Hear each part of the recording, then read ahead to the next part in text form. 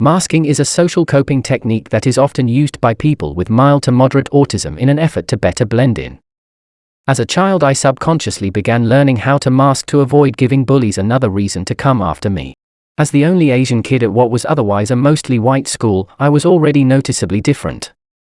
Since I was clumsy and not particularly athletic, I was always the last kid chosen for any team during PE. Since I enjoyed reading and wore glasses, most of my classmates thought of me as a book nerd. With so many strikes against me, I didn't want my mannerisms to attract further attention. Having observed my classmates at recess and having watched how people interacted on television, I began to smile when other people smiled. I laughed when they laughed. I adopted the mannerisms of the people around me and even developed a repertoire of scripted responses that I could use for nearly any social occasion. Since children can be very noisy, I learned to tolerate this noise even though being around crowds of rowdy and loud classmates was really uncomfortable.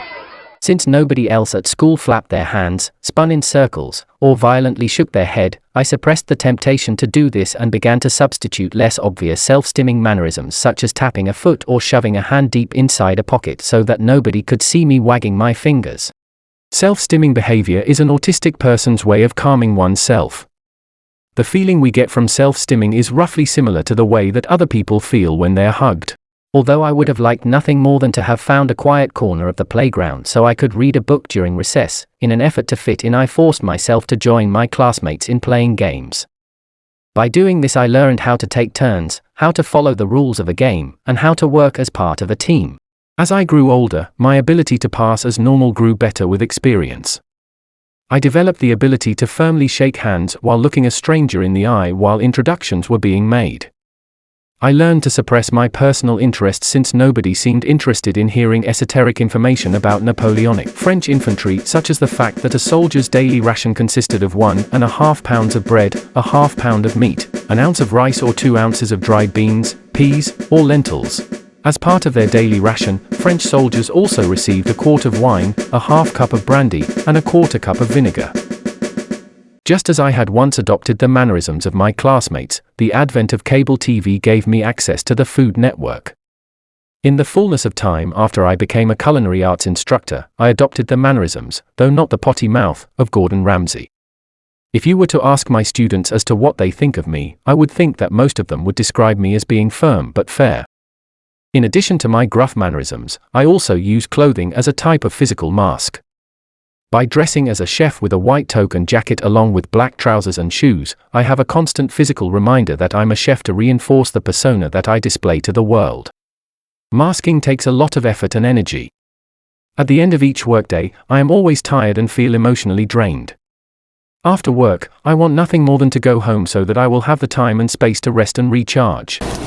Even though I have been candid about my autism, I continue to mask at work partially because doing so has become second nature, but also because I want to remain a consummate professional. There you go. Oh my goodness, look at that. Beautiful fella, good job. Although autism is legally considered a disability in the United States, and autistic people are entitled to reasonable workplace accommodations under the ADA, the Americans with Disabilities Act, there are many autistic adults who mask at work and have not told their respective HR departments that they're neurodiverse. The decision as to whether or not to come out about being autistic with one's employer is a personal decision. Some employees have chosen to remain quiet to avoid being stigmatized or bullied by their co-workers. Others worry that this could hurt their chances for promotion. Still others just want to fit in and to feel as though they belong. Recent studies have suggested that masking comes at the cost of being detrimental to one's mental health. According to these studies, autistic people who mask show more signs of anxiety and depression compared to those who don't. Prolonged masking can also lead to autistic burnout. Unlike non-autistic people who can recover from burnout after taking a nice long vacation, autistic burnout can last for years. After burning out, some people never recover. This is the reason I never return to the elementary classroom. It's also part of the reason that this will be my last year teaching culinary arts.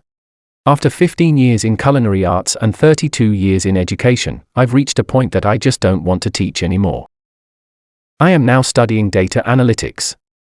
As a backup plan, I am also studying to become a licensed loan officer. What I'd really like to do is to produce YouTube videos like this one, so if you found this video interesting and want to support this channel, please click on the like and subscribe button.